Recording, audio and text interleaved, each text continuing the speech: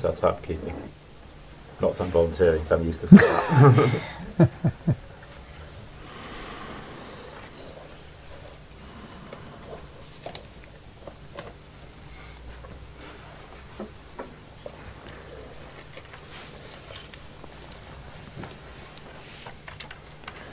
So let's take some time to arrive into this contemplative space.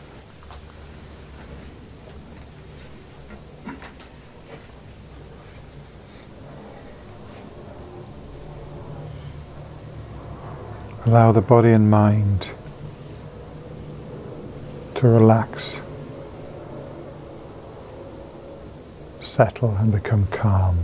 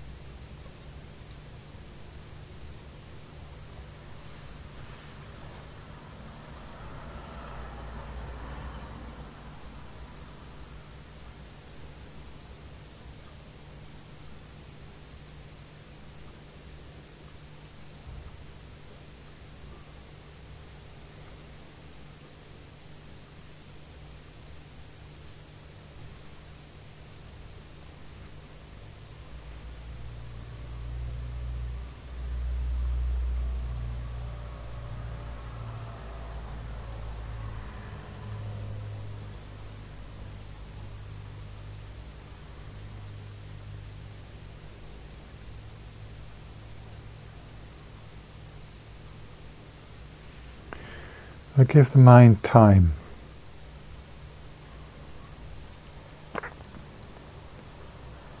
to become quiet.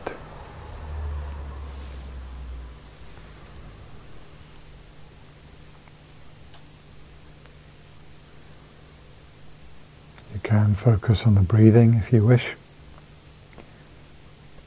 to draw the mind in towards the silence.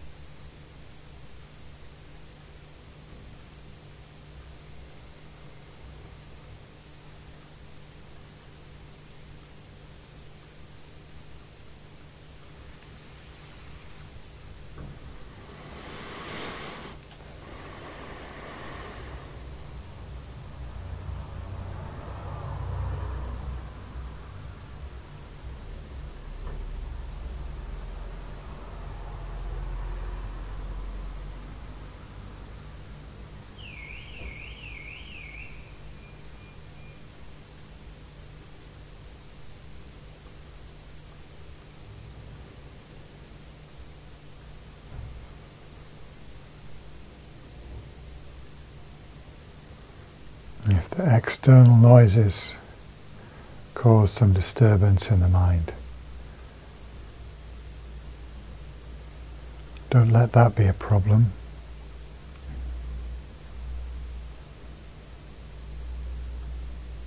And they will begin to fade.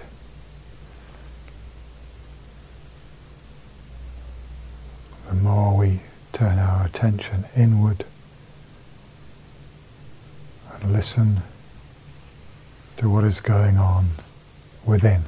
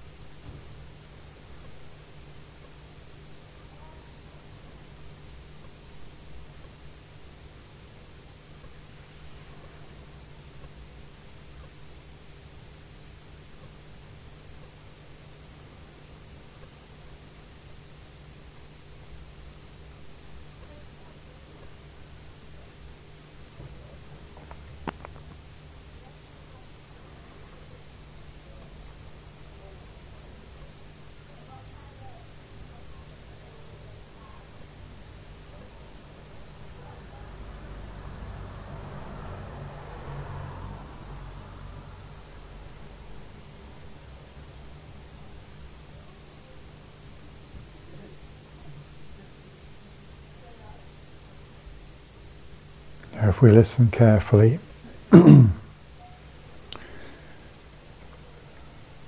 all the time, beneath the waves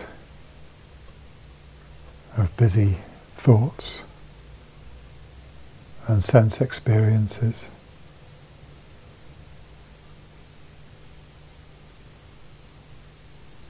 there is this stillness.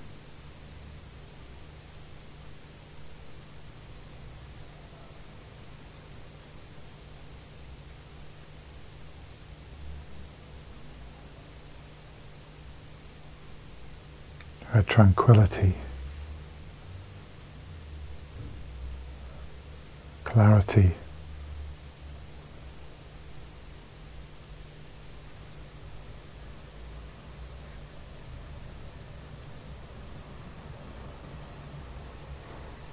and an awareness of awareness itself.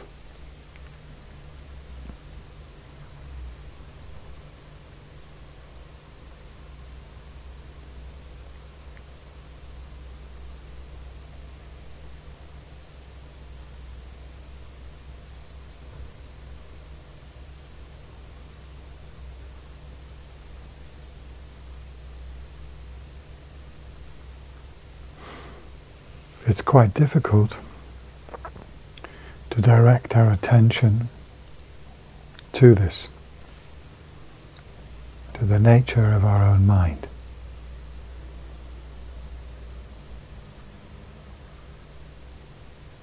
But it is something we can do.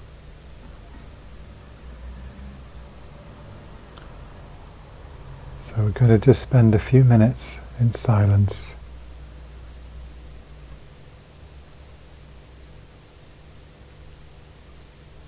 continuing to allow the busy thoughts to gradually become quieter.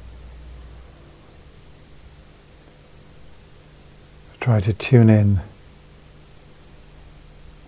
to this ever-present, silent flow of awareness.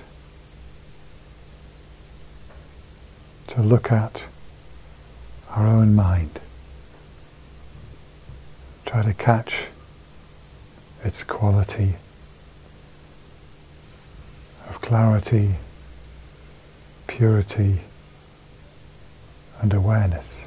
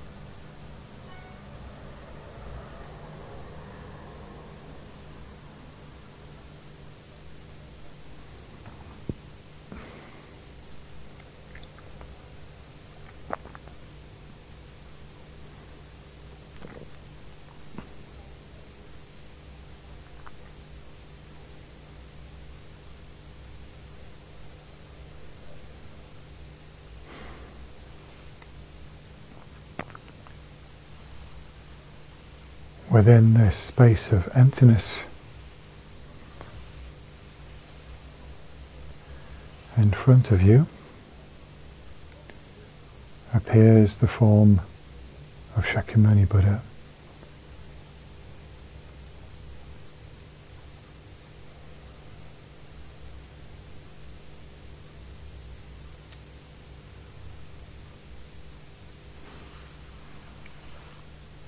Not in a body of flesh and blood like ours, but just appearing as a radiant body of light within emptiness.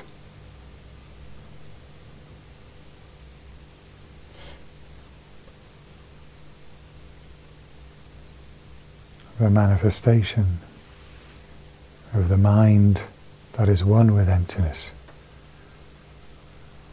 one with all of reality.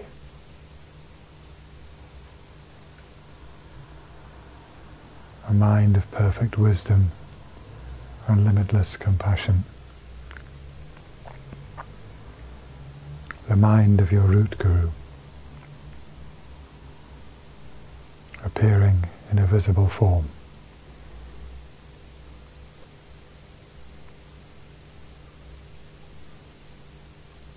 In the form of a fully ordained monk, seated in a meditation posture on a jeweled golden throne, holding a golden begging bowl with his right hand touching the ground.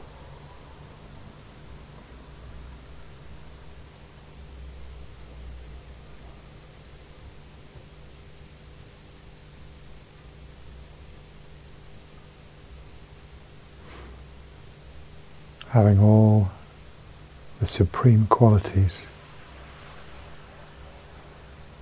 of a complete objective refuge.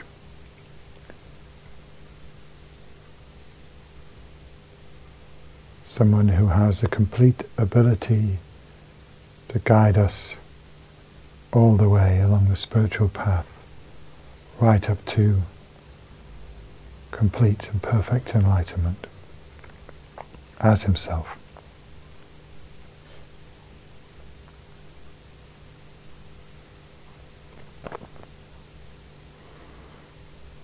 So in your heart, generate a strong aspiration to become like that.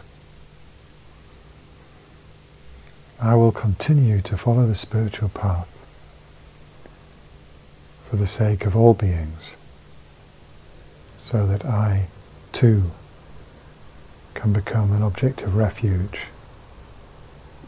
can lead all beings to a state of perfect peace and bliss and full enlightenment.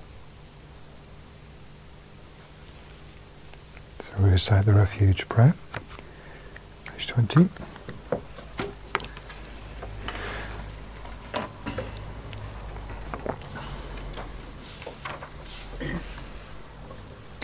Sangye chedang soki chonam lam chang chu padu dagni kyam su chu dagi chen gi pe sonam gi chola penche sangye duk pa jong Sangye chedang soki chonam lam chang chu padu dagni kyam su chu dagi chen gi pe sonam gi chola penche sangye duk pa jong Sangye chedang soki chonam la chang chu padu dagni kyam su che dagi chen gi pe sonam gi chola penche sangye duk pa shong.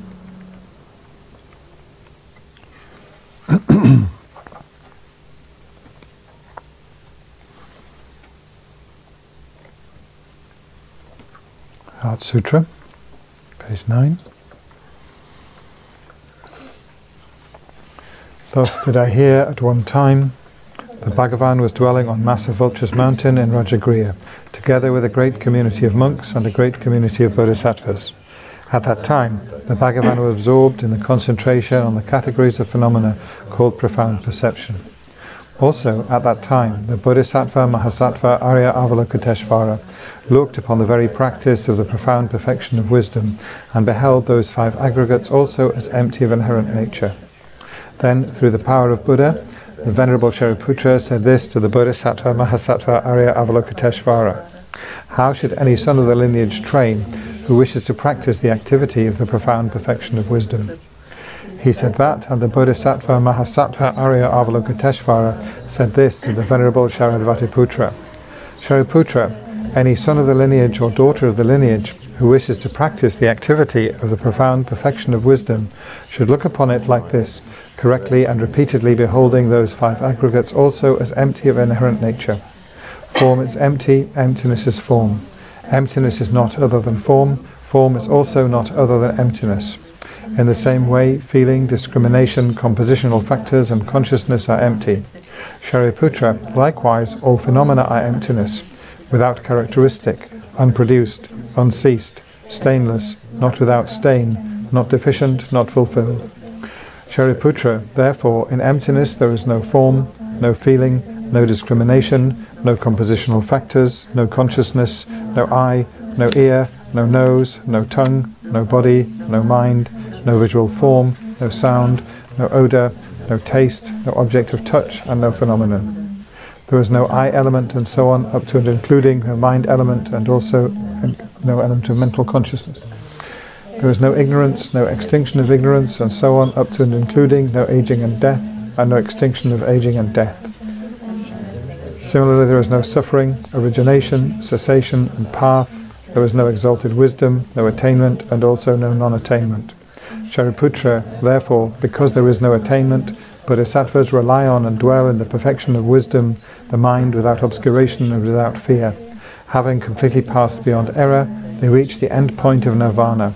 All the Buddhas who dwell in the 3 times also manifestly, completely awaken to unsurpassable, perfect, complete enlightenment, in reliance on the perfection of wisdom. Therefore, the mantra of the perfection of wisdom, the mantra of great knowledge, the unsurpassed mantra, the mantra equal to the unequalled, the mantra that thoroughly pacifies all suffering, should be known as truth, since it is not false. The mantra of the perfection of wisdom is declared: Tayata Om Gate Gate Paragate Parasamgate Bodhi Soha. Shariputra, the Bodhisattva Mahasattva should train in the profound perfection of wisdom like that. Then the Bhagavan arose from that concentration and commended the Bodhisattva Mahasattva Arya Avalokiteshvara, saying, well said, son of the lineage. It is like that. It is like that. One should practice the profound perfection of wisdom just as you have indicated. Even the Tathagatas rejoice. The Bhagavan having thus spoken, the Venerable Sharadvatiputra, the Bodhisattva Mahasattva Arya Avalokiteshvara, those surrounding in their entirety, along with the world of gods, humans, asuras and Gandharvas, were overjoyed and highly praised that spoken by the Bhagavan.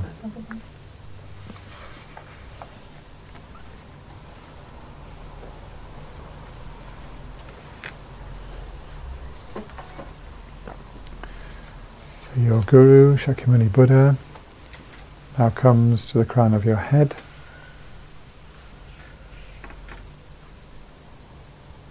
And again, strongly think, this is not just imagination,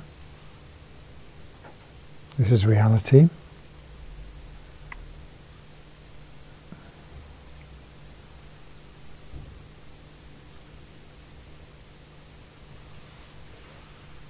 His body dissolves into golden light, flowing down your central channel into your heart, pervading your whole body, cleansing and purifying all negativities, confusion and ignorance. Your mind mixes with the holy mind of Guru Shakyamuni Buddha, like water poured into water.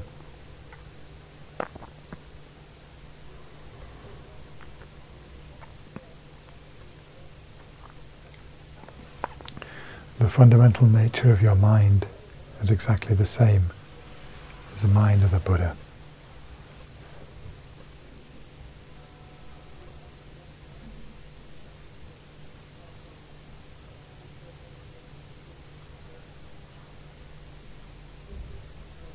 So now they become mixed. Your mind becomes completely peaceful, serene,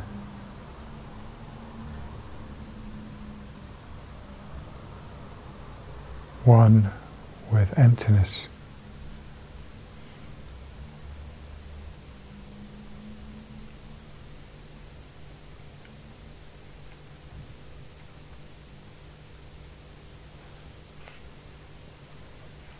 So any thoughts or sensations or feelings or sounds that arise, see them all as just empty, pure,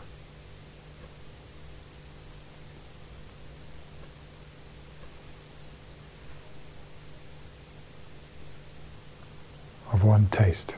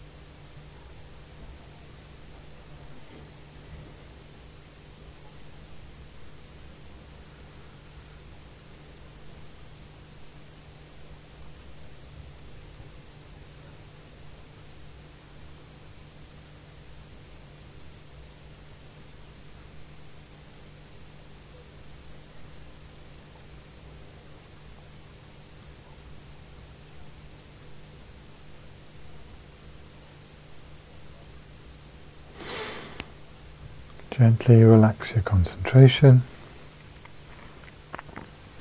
and slowly end the meditation. The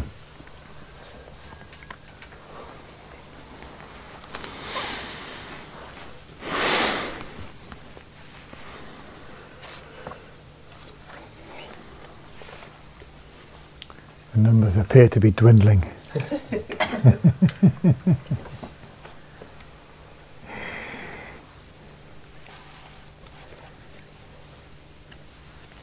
I'm sure they'd all like to be here. Pardon? I'm sure they'd all like to be here. Yeah, I'm sure they would.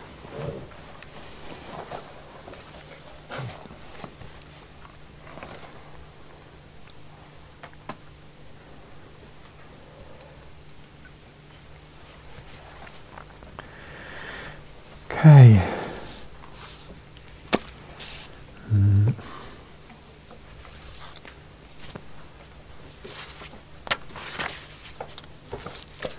Just like to begin with a few words about the value of reading. Yeah. I mean, especially with a topic like this. But it's something that I say from time to time because, you know, when I'm teaching, I sometimes ask people if they are doing much reading and Dharma reading. It's not something that people seem to do very much. Tim is a admirable, creditable exception. Seems to never stop. So we should look at Tim as our example. Not that, I mean, you know, when I was first studying Buddhism in the early 80s, there was quite an idea around that reading was, you know, reading was not the thing. But and it's partly to do with something I was just speaking to Danny about earlier and mentioned yesterday, that the idea that, you know, it's the conceptual mind that is the root of the problem somehow.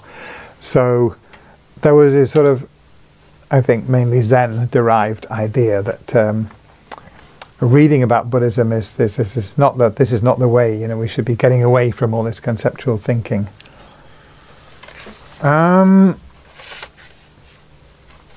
So I have to venture a different opinion.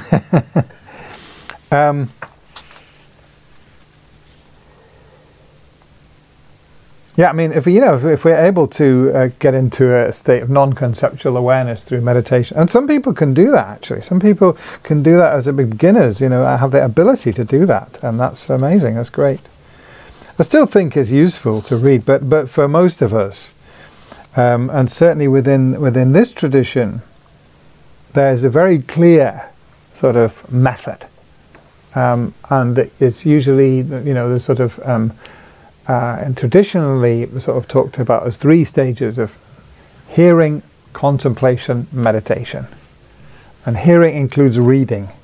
So hearing, what that means is, when we kind of encounter the Dharma teaching through listening to somebody talking or reading a text, then we reflect on the meaning. We try to kind of get inside the meaning of that text through thinking, contemplation. And then, when we have really kind of digested, absorbed it quite well, then we try to focus single-pointedly on that meaning in meditation, concentration.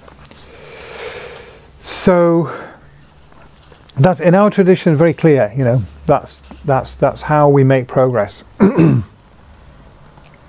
So it's important not to neglect stage 1. And of course you can come here and listen to me, and I can tell you what Geshe Tashi says in his chapter 3 and 4 of his book. But then, if you've already read it, then we can start from there. And I do strongly, seriously encourage you. I mean, I'm not setting a lot of reading,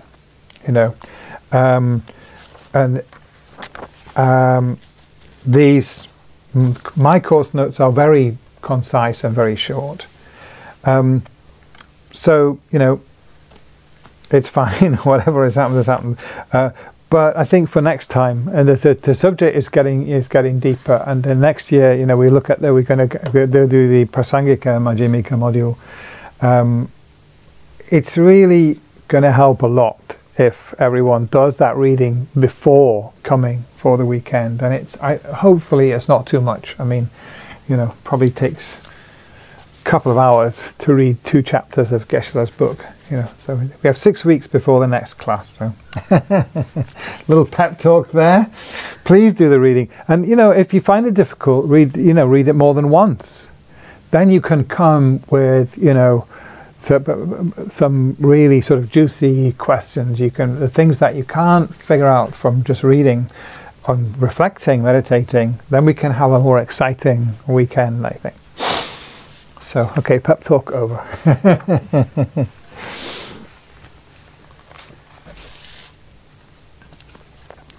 So I just want to review a little bit. Yesterday, we're moving on from the Vaibhashikas to the Sautrantikas, and then on through to the Chittamatrins.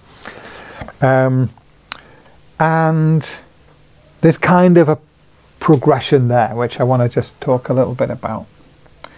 And we can look at it in terms of this question about external objects and how, the reality of things outside the mind.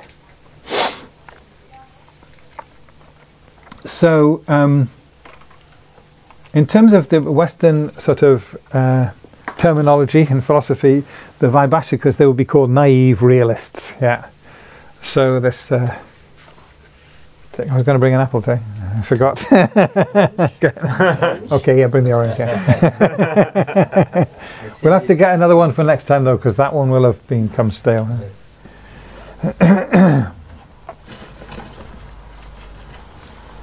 Yeah. Okay. I kept it for... Oh, excellent. Okay, yeah. The Dharma orange.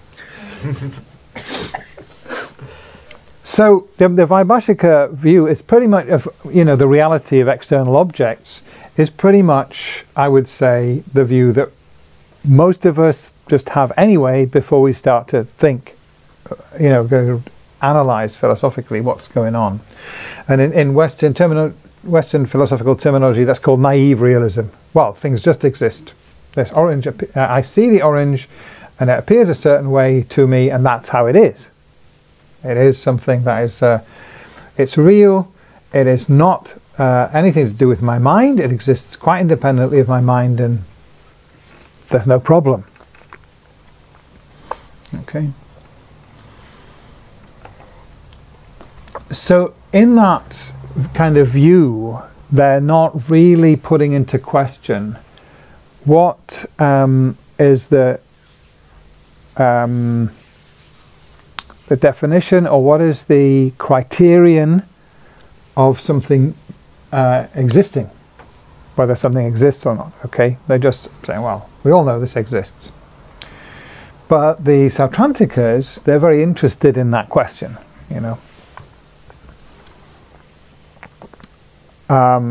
what is the criterion of if something exists or not? The criterion is if it's known by a valid cognition, right? If there is a consciousness, which is a synonym of consciousness, is a knower, okay? An awareness, a mind that knows that object, that, in other words, so valid cognition, in the terminology of the sort of theory of mind and theory of knowledge, which comes in our tradition, we take the Tibetan tradition is taken from the Sautrantikas. Every consciousness has what's called an apprehended object, okay, which is so if for instance, when I see the orange, I have a visual eye consciousness, and the apprehended object of that eye consciousness is the orange. Okay, the eye is seeing an orange, and that's what it takes it to be. If my, if I were, let's say I'm in rehab and I'm experiencing the DTs, I see a pink elephant. There's no pink elephant there, but that pink elephant is still the apprehended object. Okay, that's what my consciousness takes to be there. What I think is there, what I believe is there. Okay, so we can have a mistaken consciousness. We can have a mind apprehending something that isn't there, right? Or we can also have a valid consciousness, valid cognition, when I apprehend something that and that is correct. What's the difference? What's the distinction between the two? So we talked about that yesterday, and I think the conclusion we came to, certainly now this I'm taking from the Prasangikas, okay, so I'm not quite sure what the Sautrantika, if they have a definition like this, but the Prasangikas say, Lama Tsongkhapa says, in terms of conventional truth, something is a valid cognition of a conventional truth if there's no other valid cognition that can disprove it. Okay? So in the case of the pink elephant, other people could come and say, look, there's no pink elephant here, and they can prove that. Eventually they could probably convince me that I was wrong. So in other words, it's something that withstands that kind of criticism, withstands that, it can stand against debate, if you like. That requires somebody else's mind then to validate? No, not necessarily. I mean, I could disprove my own mistaken consciousness, couldn't I? I could, if I think I see an orange there, actually it's a hologram, I put my hand through it, then I know it's not a real orange, Okay. I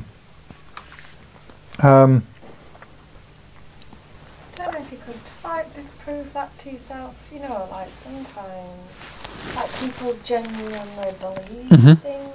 Yeah. If it doesn't have a different mind telling you that it's not real, then you would believe it were real, wouldn't you? Yeah, it can be like that. Yeah. But the question was, does it necessarily have to be somebody else's mind to disprove it? It doesn't necessarily have to be. It might be, but the point is, it is a valid cognition if no one can disprove it. Okay.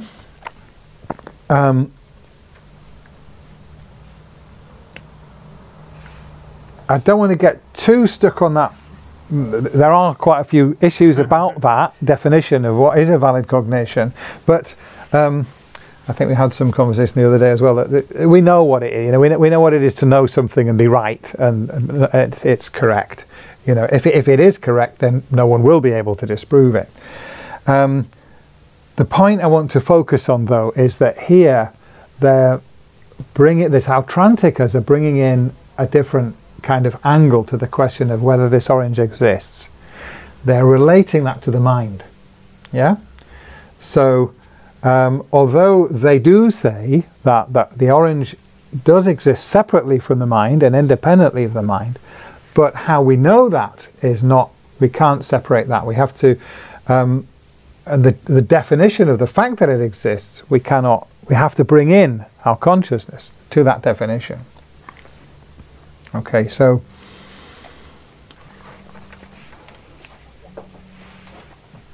there's a sense that separateness of the mind and the object is getting less. There's some kind of dependency of the existence of the object on the mind knowing the object. And so then that's where the next school, the Chittamatrans, come in and they criticize the Sautranticas, saying, well, if the only criterion of whether the orange exists is my knowing the orange, are they really two separate things? And initially, our initial reaction to that is, well, don't be ridiculous. Of course, this has nothing to do with my mind. This exists independently of me, separate from me. But then when we really look into that and we get challenged by the questions like, how do I know I'm not dreaming? Did anybody not find that a challenging question? It was challenging, wasn't it? It's like, yeah, at first we think, oh, well, of course, but after we really kind of think about it, it challenges our ordinary view, our naive realist view that, well, here are all these things. Of course, they're independent of my mind. And there are lots and lots of different lines of reasoning like that the Chittamatrans and the Prasangika Madhyamikas, or the other Sautrantika Madhyamikas, Svatantrika Madhyamikas, they bring in lots of different arguments that really start to undermine that confidence that we have that, this world exists independently of my mind. So the Chittamatrans, their definite view is nothing exists separately and independently from the mind. And they back this up with this quotation from the sutra. All these three worlds are mind only. So Chittamatra means mind only. That's the name of their school. And the other name, the Yogacara, which means practice of yoga. So here it doesn't mean hatha yoga, it doesn't mean bending and stretching. Or maybe stretching your mind, maybe even bending your mind. It means yoga in the sense of meditation, profound meditation. And it's called that because they support their view of the fact that the non-duality of consciousness and subject and object, consciousness and object of consciousness, that non-duality is the experience of the yogi. The more that we develop realizations in meditation, the less we view the world and experience the world as in this sense of there's me here, my mind here, and everything else out there, and never the twain shall meet. This is this external world separate and independent of my mind.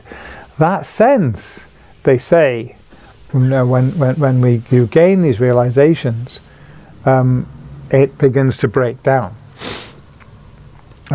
and they experience the world as everything in the nature of consciousness.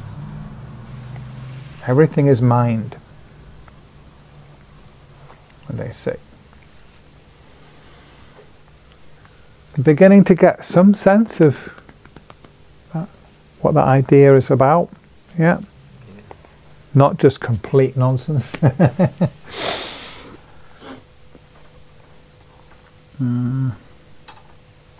written something down there, can't I? Oh yes. No, I'll leave that.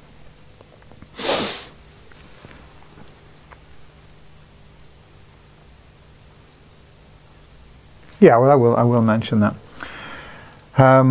Just going back to the Sautrantikas and where they run into problems. So, and this is quite interesting, I think, in terms of, we were having a bit of debate yesterday about modern physics and so on. What does that say? So if I think of this orange as something out there in the physical world, obviously it has parts, and then there's a question, well, does my consciousness of the orange, does my awareness of the orange, my visual and my eye consciousness perceiving the orange, does that have the same number of parts as the orange? How many parts has the orange got? So if we divide it down and down and down, you know, the Vaibhashikas say, well, we must get to the point where it's made of parts that don't themselves have any parts, partless particles. Presumably there must be an infinite number of them. I don't know, that would be a debating point as well. But it doesn't seem to make any sense that my awareness, the eye consciousness that perceives the orange doesn't have that many parts. Doesn't seem to have. And it's hard to say whether, you know, does it have any, you know, does it have more than one part? It feels like it's one. My consciousness of the orange is one thing. So there's debate. Well, you know, is there one consciousness of an orange, or are there many consciousnesses of each part of the orange? Does the eye consciousness apprehend all of those partless particles? Seems very incredible that it does that. So these are, you know, if I painted them all, I would know what was on the far side of the orange. I'm only getting one side of the orange. Yeah. Well, yeah, but the object that's appearing to my eye consciousness isn't the whole orange, is it? No. It's the part of the surface of the orange. Yeah. Okay.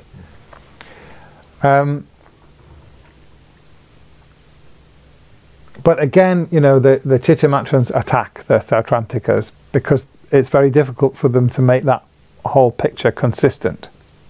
And they can't give a clear and ambiguous answer to that question. And so the Chittamatrans are saying, well, you know, the reason for that is because there is no real external orange. That might be something we could explore a bit more, I think.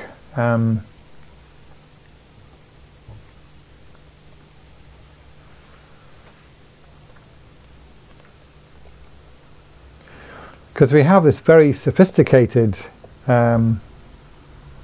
nowadays, you know, scientific theory, which all kinds of incredible detail about what's going on out there and that external thing, which of course that's all conceptual mind, isn't it? So even the Sautrantikas say the object of a conceptual mind doesn't ultimately exist. It's not ultimately real. So they would probably disagree with the physicists who say what's real is quarks and electrons and all of this kind of thing.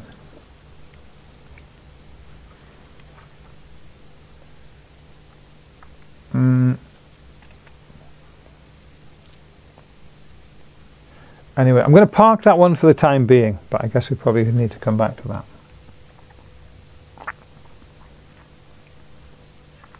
So what we're coming to here then, as we come into the Mahayana, the two Mahayana philosophical schools, is the selflessness of phenomena. So the two lower schools, they don't have that. They say, you know, phenomena,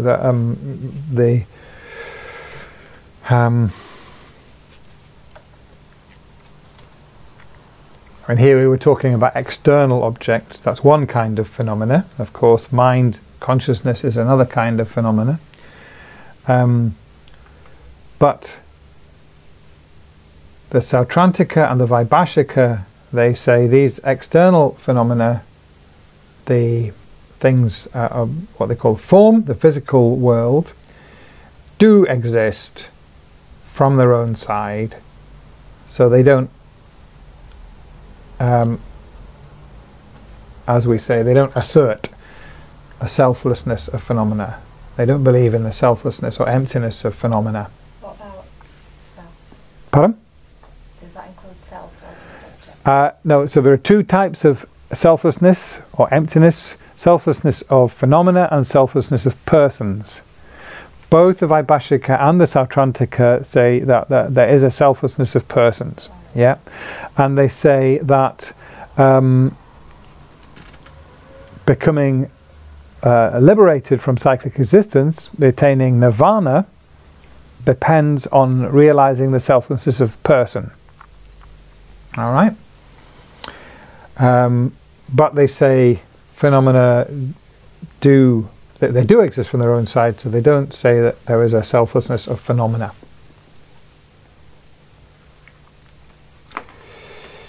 So all four agree that there's selflessness of person, but the lower two don't agree that there's selflessness of object. yes, that's right. Yeah.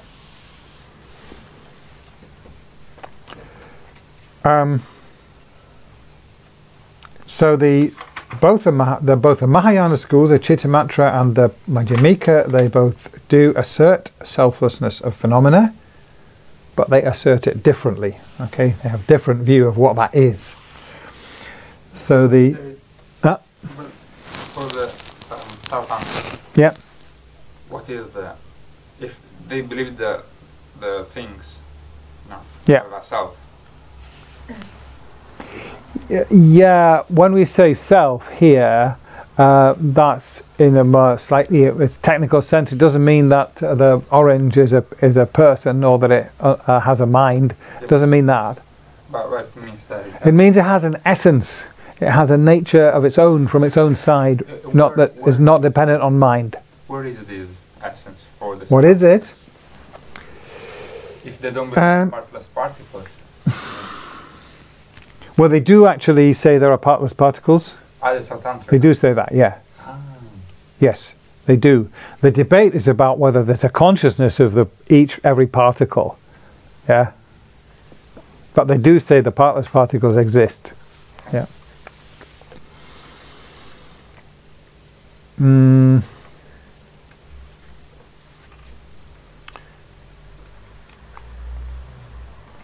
What is the self of phenomena?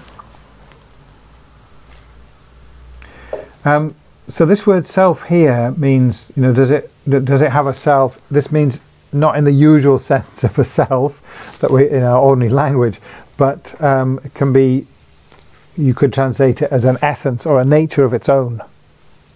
Yeah. And just ask one more question. Yeah. So is this kind of like evolution, how it's developed, or are there people out there, so like we think this in our tradition, and the other traditions out there, what have Vaibhashika?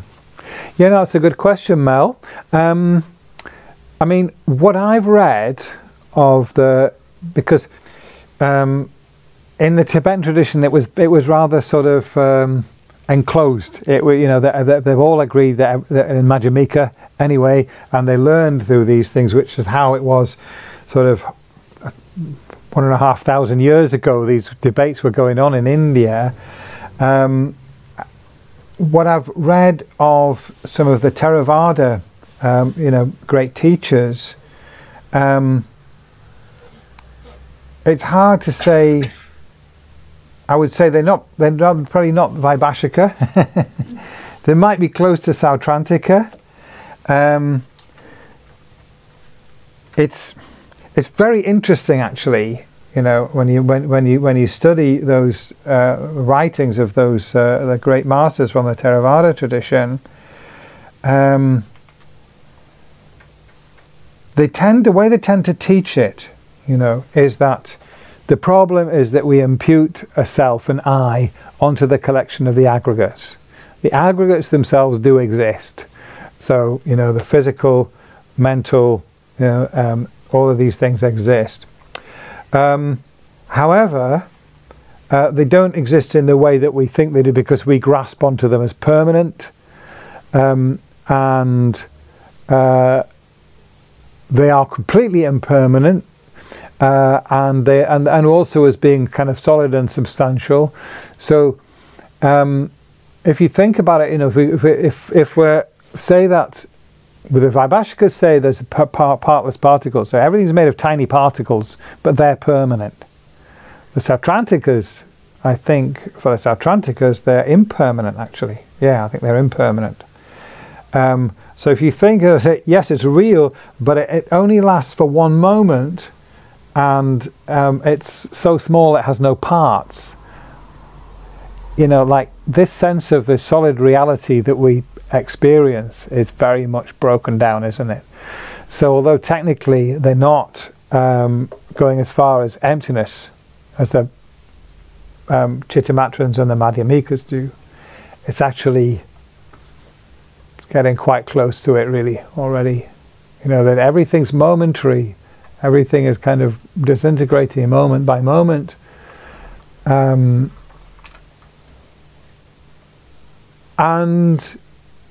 so they say, in their meditation, when they kind of get to a high state of realization, this sort of solid universe that we experience now, it breaks down completely.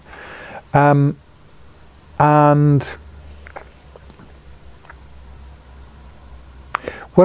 fact, it relates to what I was just going to talk about, because when we come to the selfnesses of persons, there's not so much difference between them, because they all say the problem is that we impute a self, an essence, to this collection of mind and body, or the collection of the five aggregates.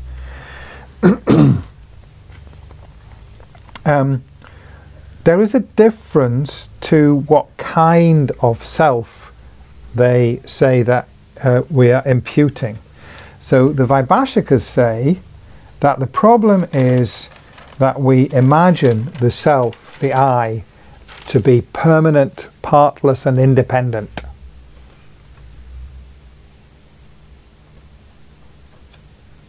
The other schools say that is not the deepest form of self-grasping. That is relatively easy to disprove. It's relatively easy to get rid of that idea, that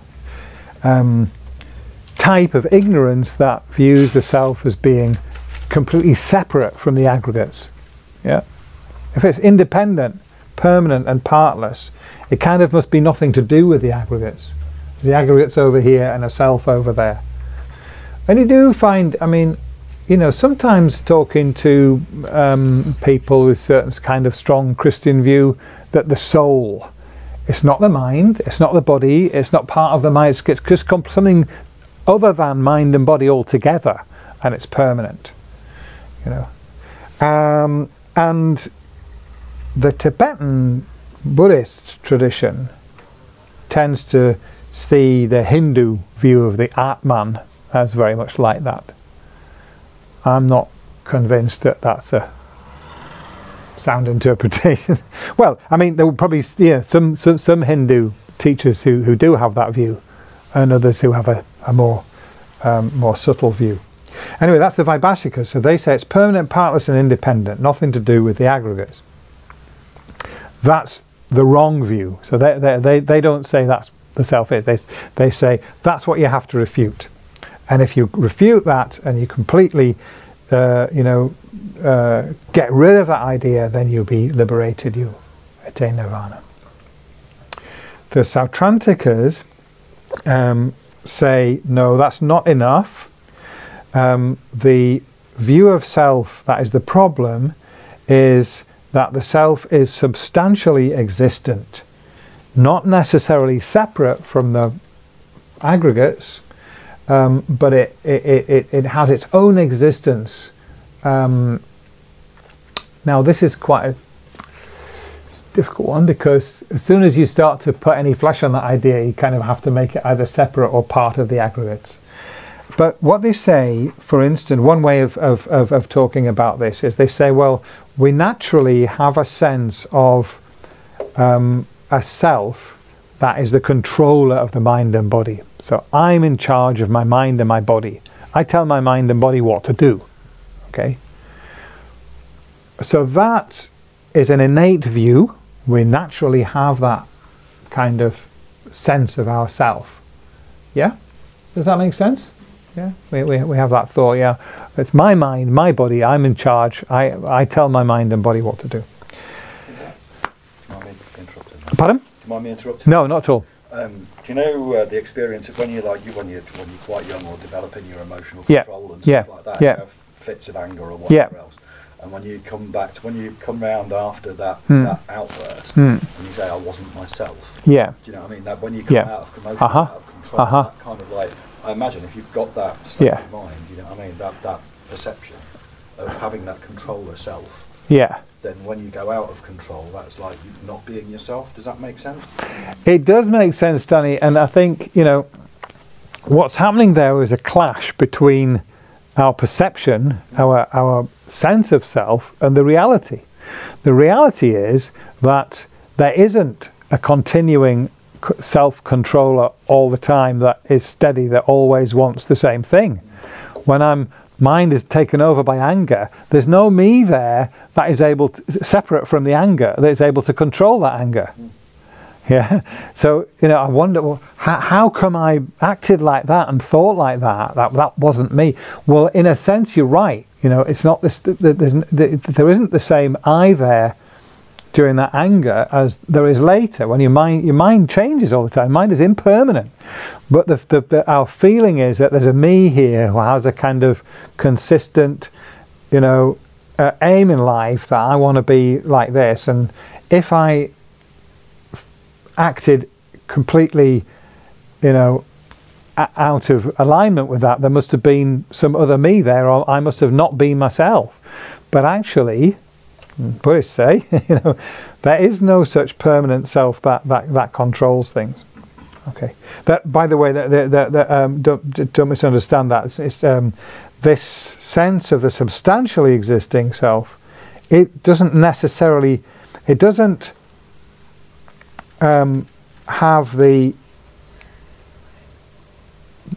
belief that the self is permanent, or that it's partless, or that it's independent. Okay, if you analysed it, you might find that it does imply that, but it's not involved in the thought itself. Yeah, the thought of a substantially existing self isn't necessarily the thought of a permanent self, or a partless self, or an independent self. But it is something that has its own existence. It's not just part of the mind or body, or the whole collection of mind and body. It's something of a different nature from the mind and the body. Okay? Yeah? Yeah, so the person, I have a mind, I have a body, but I'm not my mind, I'm not my body, I'm not the collection of the two, and I'm not just a label. That's what the Prasangika says, it's just a label. Okay, so that's a substantially existent self. So the Sautrantikas say that is the root of samsara.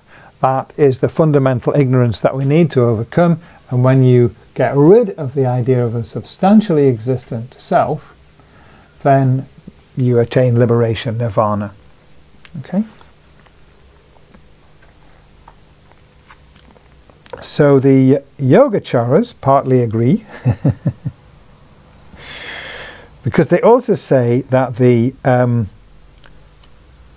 fundamental problem in terms of selflessness of persons is the belief in a substantially existent self. It's the same. So they say when you refute that, and they also say that when you get rid of that idea, that's enough to become liberated from cyclic existence, to attain nirvana. But they do say that that's not enough for full enlightenment. Okay, if we want to go beyond just the personal nirvana, the arhat state of liberation, we want to attain complete enlightenment in order to be able to liberate others. We want to attain an omniscient mind that knows all things, because only with a mind like that do we have the ability to free all sentient beings. Then we need to realize the selflessness of phenomena as well. Okay?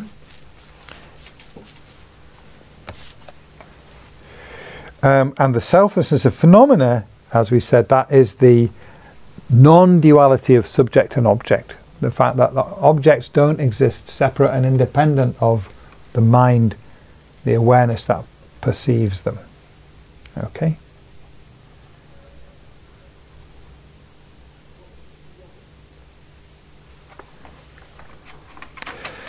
So they say there are two kinds of obstructions in the mind.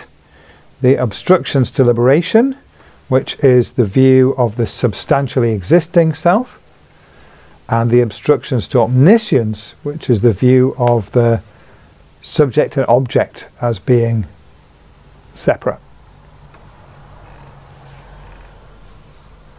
How are we doing? Is it okay?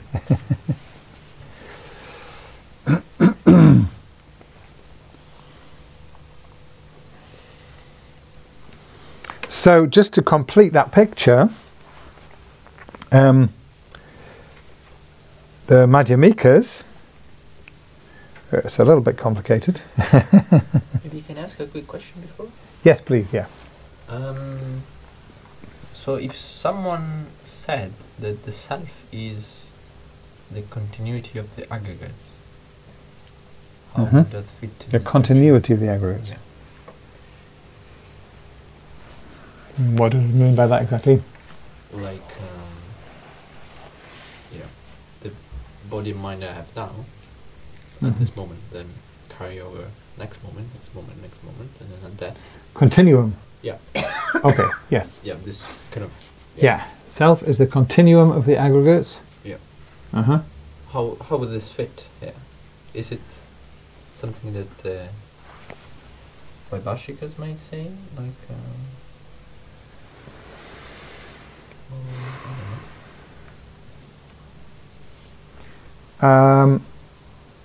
with a continuum, so you mean the continuum of the collection of all the aggregates? Well, some of the aggregates might disappear, at death. Form ceases.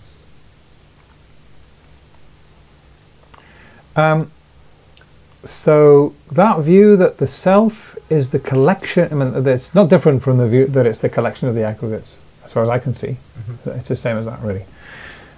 The self is the collection of the aggregates. I mean, the target is the innate false view, isn't it? Like the root of samsara is the innate false view of the self. There are also intellectually acquired false view of self. According to the Prasangika Madhyamika, then so the Vaibhashikas say that the innate false view is a permanent, partless, independent self. The Madhyamikas say that's not an innate false view, it's just only intellectually acquired. And the innate false view has two levels. So I was just going to come on to that. Okay. The Prasangikas say that the substantially existent self isn't the root of samsara. It's not the deepest view, wrong view of self of persons. It is an innate wrong view. It is a problem. We do have that naturally. We have a view of the self as substantially existent. But if you get rid of that wrong view, that's not enough. That's called the coarse. They say that's the coarse self-grasping. Self-grasping means same as false view of self. Okay, self-grasping. Coarse self-grasping is the innate coarse self-grasping is the substantially existing self, and the innate subtle self-grasping is the view of inherently existing self. And that's what we're going to come on to probably next time when we talk about the Prasangika Madhyamika. So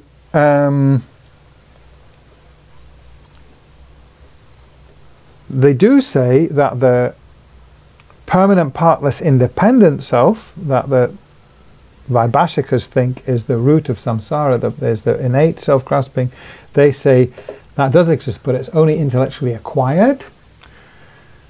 If you were to have the view that the collection of the aggregates is the self, I guess that would be another intellectually acquired view of self. And the Madhyamika, Prasangika Madhyamika analysis would refute that. So you wouldn't have any of those intellectually acquired false views if you didn't have the innate false view. But they're not the same as those. Is that okay? Is that yeah, okay. I realise there's been quite a lot of stuff, so actually it's time for a break. We'll have a break and then we'll have question and answer after that. Thank you. So we'll have a break until past. Bit confused before why I said I thought. Yeah.